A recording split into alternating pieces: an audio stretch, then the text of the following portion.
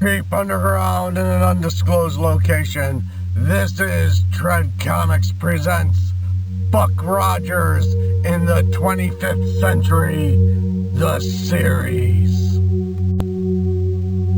Buck Rogers in the 25th Century is an American science fiction adventure television series produced by Universal Studios.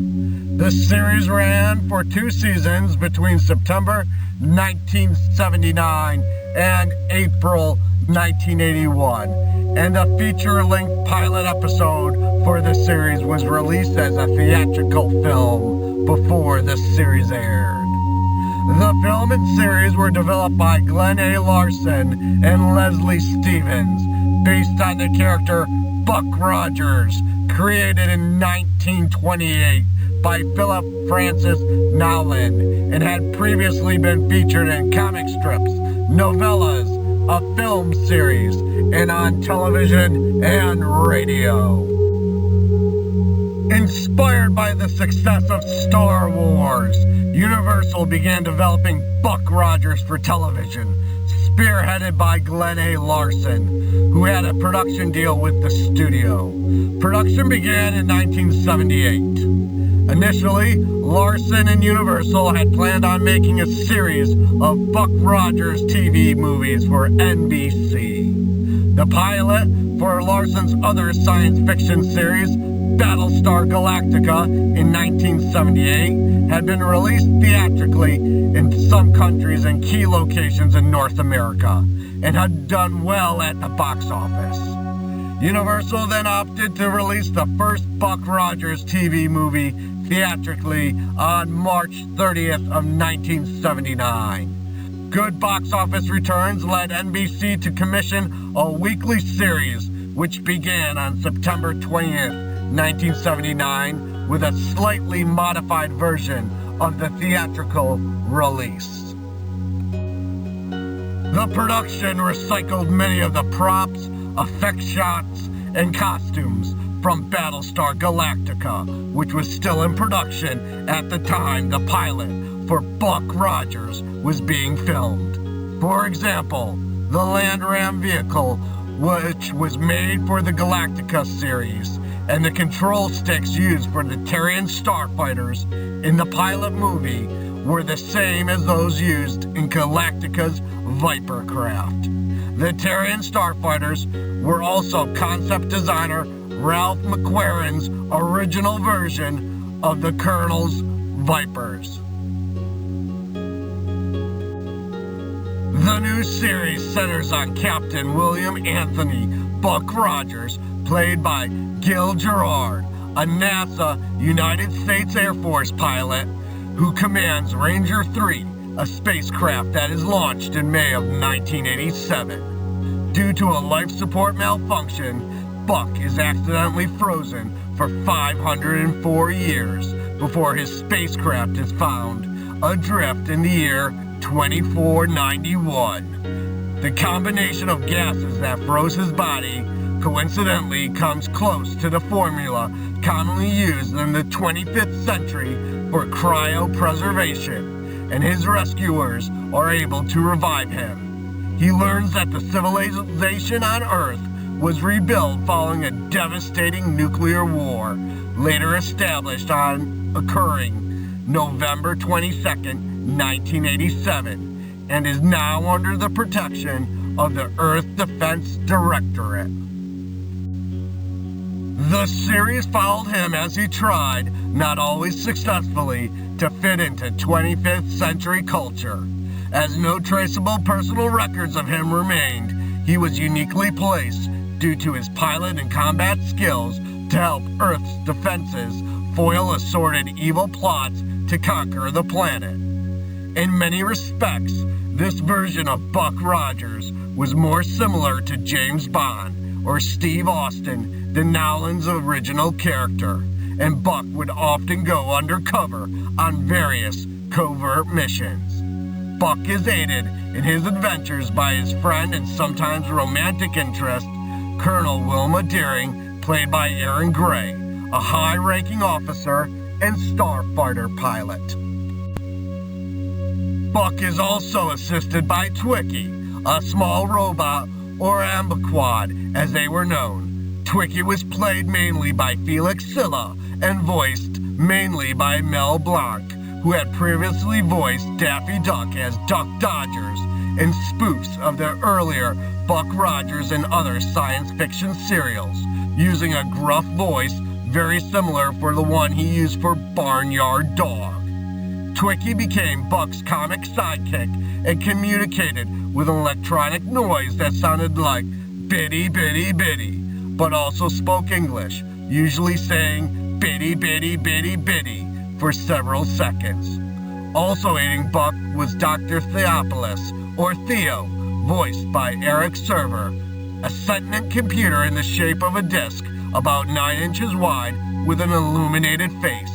He was capable of understanding Twiki's electronic language and often carried around by him. Theo was a member of Earth's computer council and one of the planet's scientific leaders. During the first season, Buck and Wilma took their orders from Dr. Elias Hewler, played by Tim O'Connor, the head of the Defense Directive. Some episodes suggested Hewler was the leader of the entire planet, although this was never made completely clear. The series' chief villain, at least in the first season, was Princess Ardala, played by Pamela Hensley, whose goal was to conquer the Earth while making Buck her consort. She was aided by her henchman Kane, played in the pilot film by Henry Sylvia and in the series by Michael and Sarah. All of these characters were featured in the original comic strip, except for Dr. Theopolis and Twiki, whose closest counterpart in early versions would likely be Buck's human sidekick, Buddy Wade. Kane, or Killer Kane as he was known, was also featured in the 1939 film Serial, and was actually the chief villain himself, rather than Ardala's henchman. The pilot film depicted human civilization as fairly insular, with an invisible defense shield that surrounded the entire planet, protecting it from invaders. Civilization was restricted to a few cities. The main city seen in the pilot in the weekly series was New Chicago, which was known also as the Inner City. Travel beyond the inner city was hazardous, as much of the planet was said to be a radioactive wasteland inhabited by violent mutants, as Buck discovered when he visited the remains of old Chicago. The theatrical film also served as a pilot and a 2-part first episode for the series entitled Awakening. Several scenes were edited, some to remove the more adult dialogue in the film, including when Buck refers to Wilma as ballsy, and later when he says shit. And a scene in which Buck kills Ardala's henchman Tiger Man was edited to allow the character to return in later episodes. Also, some new and extended scenes were added for the TV version, including several scenes within Buck's new apartment, which was the setting for the new final scene in which Dr. Hewler and Wilma tried to persuade Buck to join the Defense Directorate. This scene ends with Buck actually declining their offer, though he opts to join them in an unofficial capacity by the first episode of the series proper, Planet of the Slave Girls. The opening credits of the pilot film were also changed for the TV version, with original suggestive James Bond film-style opening featuring Aaron Gray and Pamela Hensley replaced with generic Starfield images. Including the 2-part pilot episode, the first season comprised of 24 episodes, with 4 of the stories being 2-parters. The tone of the series was lighter than that of the pilot movie, and showed a more positive picture of future Earth. The inner city was now known as New Chicago, and it was established that human civilization had spread once again across the planet, and also to the stars. After the movie pilot, no references to barren radioactive wasteland was made, and in several episodes, the world outside is shown to be lush and green. The mutants seen in the pilot film were no longer seen, and Buck sometimes ventured outside New Chicago with no hazards encountered.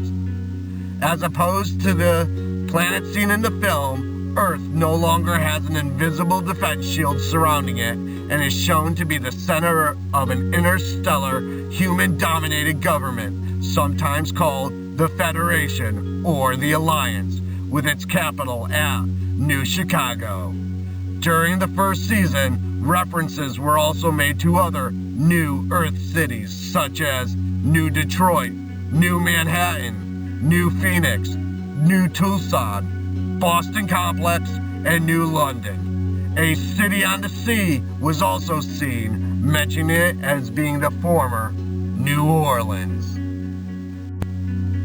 Wilma Deering and Dr. Hewler were the only Defense Directorate personnel seen in every episode, though several others were seen in individual episodes. Most Defense Directorate personnel regard Buck as being at least an honorary captain, in reference to his 20th century American military rank, but his membership in Earth's defense forces is unofficial. Nevertheless, Buck often flies with the fighter squadron and uses his 20th century U.S. Air Force background to assist in their training. Dr. Hewler regularly meets, greets, and otherwise deals with representatives of other sovereign powers. Hewler was also seen in military uniform, thus indicating he is or was a member of the military. Travel between the stars was accomplished with the use of stargates, artificially created portals in space, similar in appearance to wormholes, but referred to as warp travel on at least one occasion by Wilma Deering. Stargates appear as a diamond-shaped quadrant of brilliant lights in space that shimmer when a vessel is making transit. Some people find the transit through a stargate to be physically unpleasant. Buck's dislike of them is shown in part 1 of the episode, Planet of the Slave Girls, and again in part 2 of the episode, The Plot to Kill a City. To portray futuristic-looking buildings on Earth, the show used stock photos of the remaining national pavilions of Expo 67, particularly the French and British pavilions, as well as shots as the Westin Hotel in downtown Los Angeles. Julianne Clay, who played Major Marla Landers in the first season episodes Vegas in Space, was originally cast as Wilma for the TV series. Erin Gray had initially opted not to return after the pilot film, but later changed her mind. A relationship between Buck and Wilma was hinted at, but rarely expanded upon, and in the first season, Buck was involved, to some degree, with a different woman almost every week. Producers demanded that Wilma have blonde hair and dye jobs were needed to lighten Erin Gray's brunette locks. During the final episodes of the first season, Gray was allowed to return to her natural hair color, and Wilma was dark-haired throughout season 2. Buck's best-known enemy during the first season was Princess Ardala, played by Pamela Hensley, whose desire to conquer and possess both Earth and Buck himself. She appeared in 4 separate stories, including the pilot film, 2 single episodes, Escape from Wedded Bliss and Ardella Returns, and the first season finale, Flight of the War Witch. The opening title sequence for this series also included stock footage from the Apollo 4 and Apollo 6 launches. The series had an overall budget of $800,000 per hour of airtime, according to Starlog, issue 32 in March of 1980. Former actor Jock Gaynor served as a producer for 20 episodes. Although reasonably popular with viewers, the first season failed to receive much critical acclaim. One vocal critic of the series was Gerard himself, who pushed for more serious storytelling and often clashed with the producers and the network of NBC over the show's tone and handling.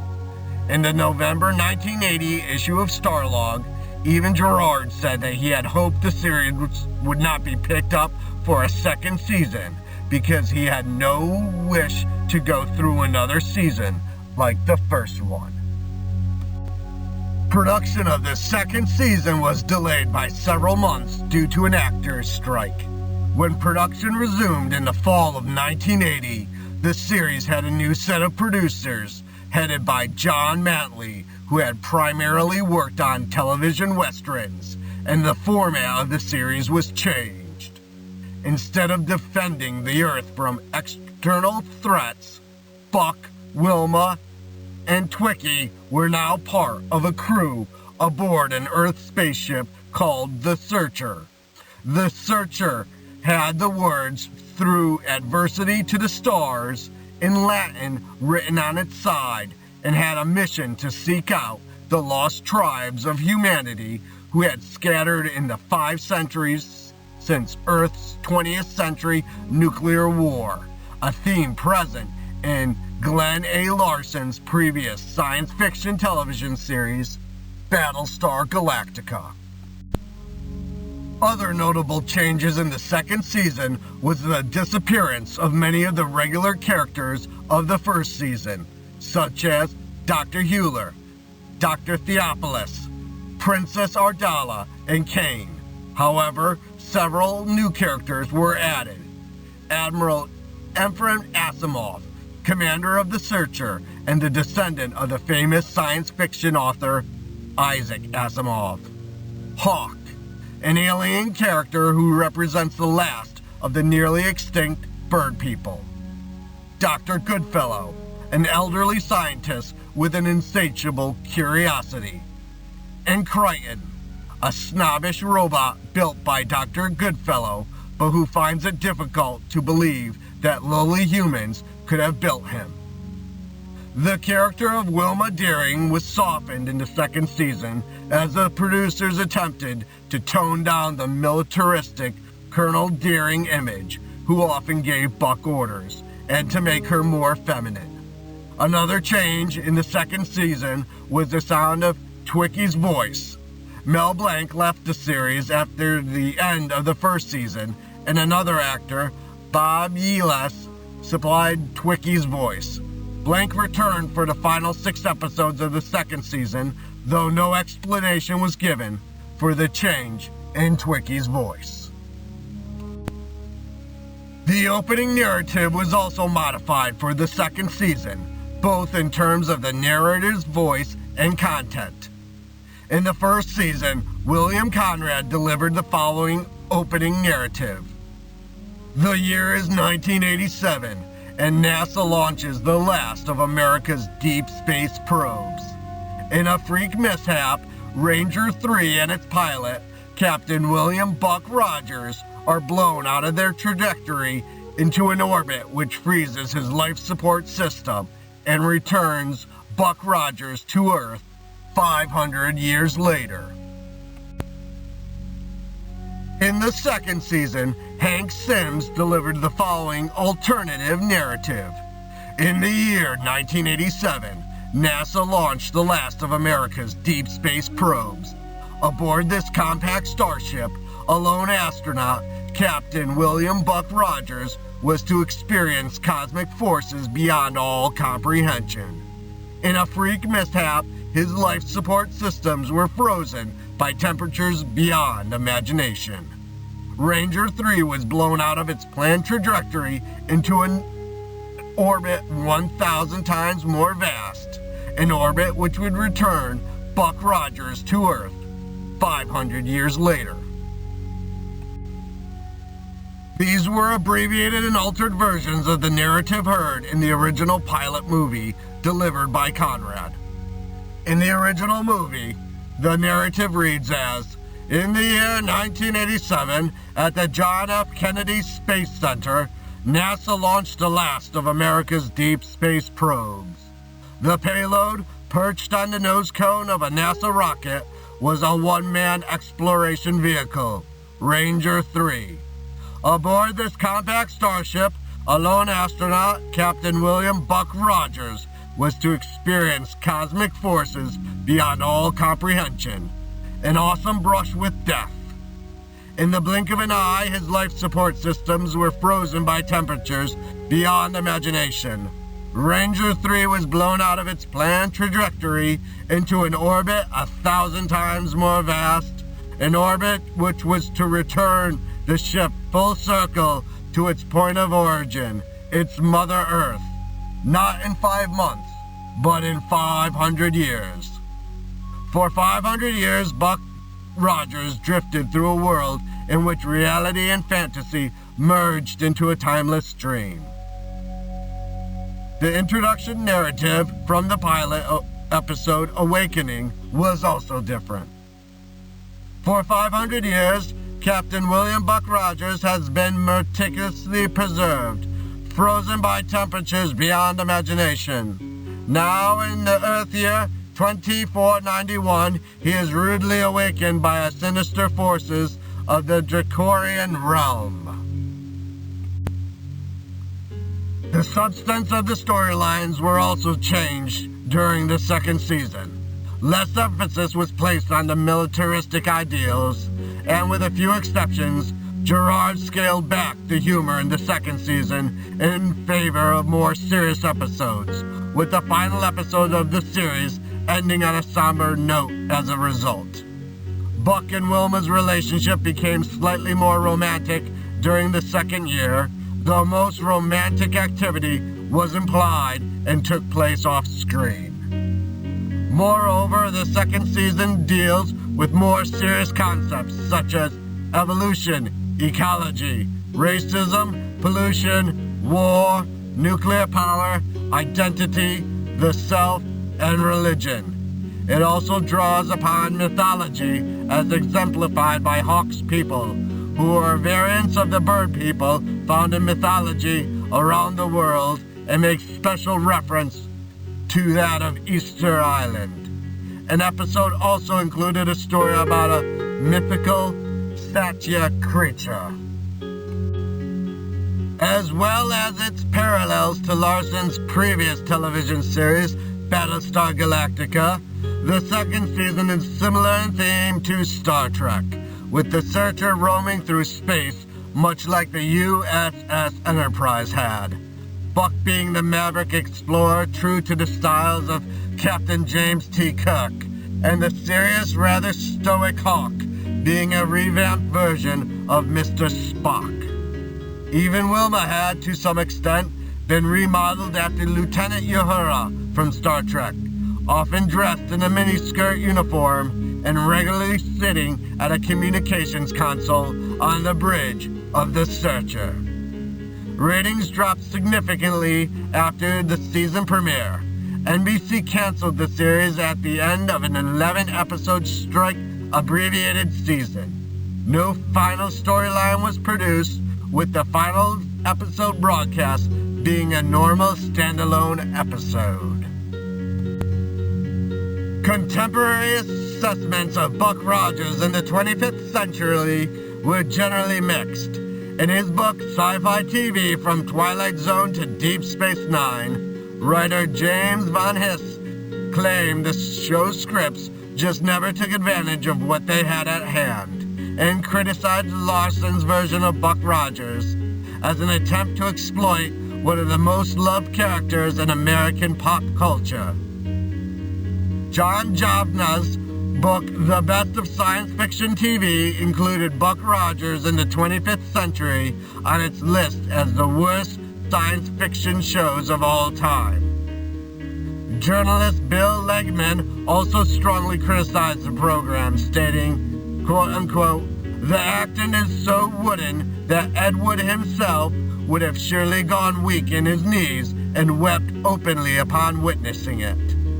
Legman also called the Buck Rogers episode Space Rockets the worst episode of TV science fiction he had ever seen. On a more positive note, writing in the UK's Observer newspaper in October 1980, shortly after the series began showing there, journalist Clive James stated, quote unquote, "The best comic strip science fiction on at the moment is Buck Rogers in the 25th century. The hardware looks good, and William Deering looks simply sensational, like Wonder Woman with brains."